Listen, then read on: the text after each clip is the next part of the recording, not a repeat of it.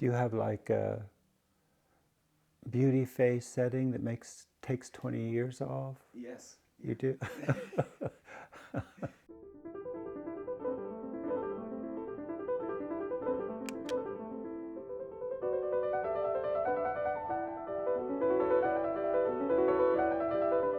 A poem must have two things to be successful. It must have some primary emotion, authentic emotion, fear, grief, desperation, triumph. But then it must also have music. And so every sentence in a poem, as I'm writing, as I'm composing, sentence by sentence, I'm aware of that criterion, that it must sing and it must be true. Yeah, I often feel, uh, one thing could be changed, one thing more, or one more word could seem more fantastic or original or fresh than it does at present. I often feel that, but eventually I do have to let it go. I think I keep writing to kind of save myself, actually. I keep writing it's like a rope to life, to feeling alive, to feeling essential. So, in my little private altar to poetry, simile is very high on my altar. And I think that's maybe the only device I use. Sometimes I'm aware of punctuation, which I don't know if that's a device, but I'll try and interrupt things with a colon, for instance, or with a imperative, a command, which will completely reset the rhetoric of the poem very dramatically. I'm aware of those kinds of things, but not, not devices. I don't think, well, now I need to create a metaphor here. I believe very strongly that uh, the idea that the bottle makes the genie stronger, which is why I've been, for some years been writing in the sonnet form. I just thought that compression makes for power, and the lack of compression makes for, I don't know, discursive powerlessness, which I don't want. So I like the idea of putting as much as I can in a tiny space, and creating power that way, and surprise as well. I do like new information, and anything that brings new information, going to a play, going to a movie. I suppose sitting in a coffee shop even, and overhearing a conversation or two. Yes, I mean, you can't write poetry all the time. You really can only write poetry a little bit of the time. So there is the whole rest of life that has to be filled up. I suppose you could write prose, and as you say, you can read. Reading is like putting, gasoline in the tank of your car. Um, it's it's fuel, but absolutely, um, spending time with friends is a great solace and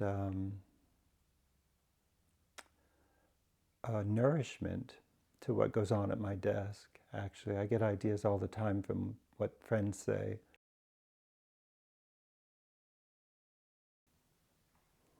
The only thing I can think to say to that is that you must write from what is inside you, um, or you will die.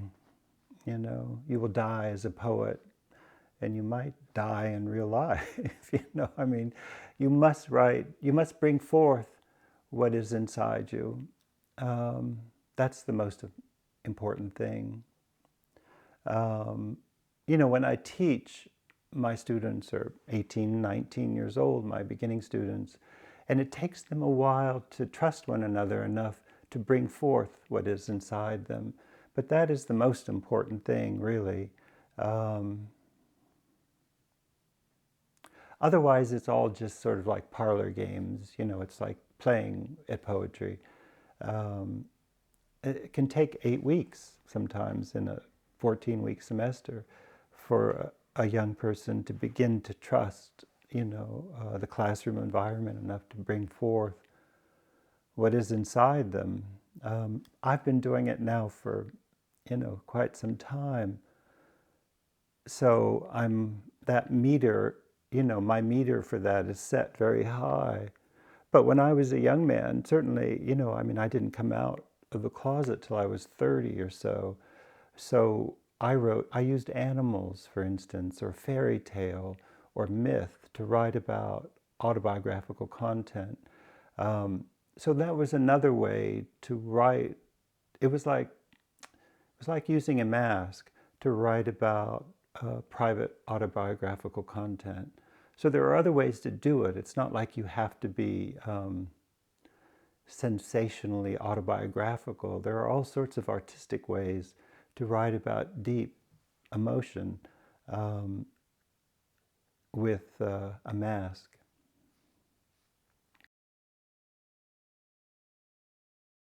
Oh, well, I think influence is a good thing.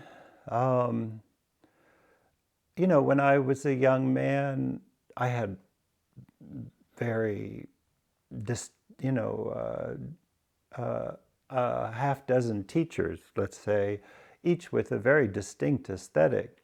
And they all kind of influenced me. It took me some years to synthesize those influences and sort of figure out a way to write myself.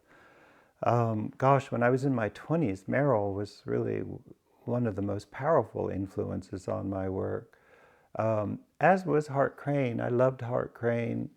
Um, I loved I loved the sense that something was hidden in his work, and that it was hidden by beautiful language. And in his case, I think it was very often unsanctioned desire that was being written about in a sort of protected, beautiful shield of language. It's there in the great poem "The Bridge," which was seen from the bedroom where the lovers were. Um, though you never necessarily get the lovers, what you get is the language of the bridge. Um, so um, the trick is synthesizing influence, making it into something of your own and imprinting it with your own distinct tone, your own distinct sensibility, your own distinct kind of way of putting words together. There are all sorts of ways to imprint language and make it your own. Um, I liked difficulty. We live in a moment now where accessibility is very much a praised quality in poetry, but I'm not sure that's as great a thing as we're led to believe. I like poems a lot where there are different textures of language, where you have accessible moments. It's something I loved in James Merrill's work. He had that sort of dinner table accessible moments. The poems often begin that way, and then they kind of steer into rich tapestry of language. And then, so there's high and low. And I'm very drawn to that as a method of. I like poems that seem uh, uh, they're more difficult than they seem.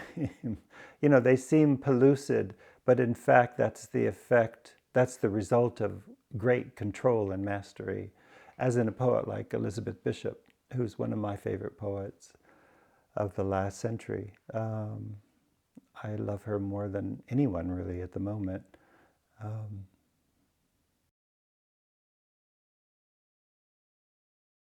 I like knowing I'm in a poem, I like feeling like I'm someplace different than this interview, for instance, or then different from the newspaper or different from a dinner table conversation. I don't mind those poems having moments of those contexts, but I kind of like feeling like I'm not quite on, my 2 feet aren't quite on the ground. I have to figure something out. I'm drawn to complexity for some reason. I don't know why that is. It must have to do with my first education as a poet. My teachers were difficult poets. Um, Walcott is a difficult poet. Joseph Brodsky is a difficult poet. Adrienne Rich is a difficult poet. Elizabeth Bishop is difficult. Merrill is difficult. you know. They say sometimes after difficulty comes accessibility, but then difficulty will come back. It's like a wheel. It's like dress length in a way. It's just one of those things follows another.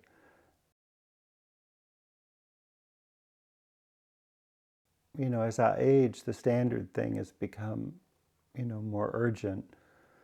I feel like I can't really make as many mistakes as I made when I was younger. Um, I've published a book every 4 or 5 years.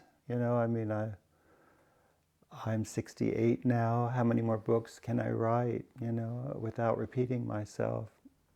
Um, the idea of just stopping is kind of, I don't know, just saying it is even exciting to me. But there are other things to do. I like the idea of other kinds of writing projects. Um, um, I, I despise tepidness in American poetry. There's a lot of tepid poetry, and I don't want to become a tepid poet. So I think I would stop if I felt I was becoming a tepid poet. Well, I've written about a great deal about the sonnet. I think the turn is, um, well, aside from the compression that 14 lines, um, the 14 lines create, the compression that results in power. The volta is, of course, the most important sort of psychological component. It's the seat of change. It's like if you think of the volta as the turn, say you're on a boat in the Grand Canal in Venice, when you come around the bend, the turn in the canal, you see a whole new view, you might say. Um, and so the turn, I actually don't care where it comes in the sonnet. I mean, traditionally, of course, it comes between the octave and the sestet in an Italian sonnet, and before the couplet in a Shakespearean sonnet. But I'm not wed to that. But I am wed to the notion that there has to be the seat of change where, there's a little gasp. And I don't mind if there's actually two voltas in a poem, but I think that's essential. It's the moment when disparate things are brought together and new knowledge is arrived at. That that's part of what creates the art of the sonnet.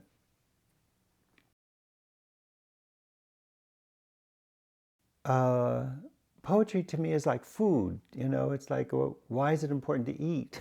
It's like, it's nourishment. Hello, it's nourishment. It makes you feel human. It makes you um,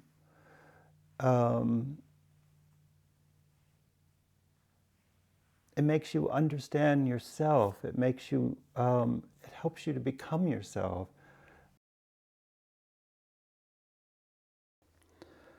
So I'm going to read from this book, Gravity and Center, which selected sonnets from across 30 years.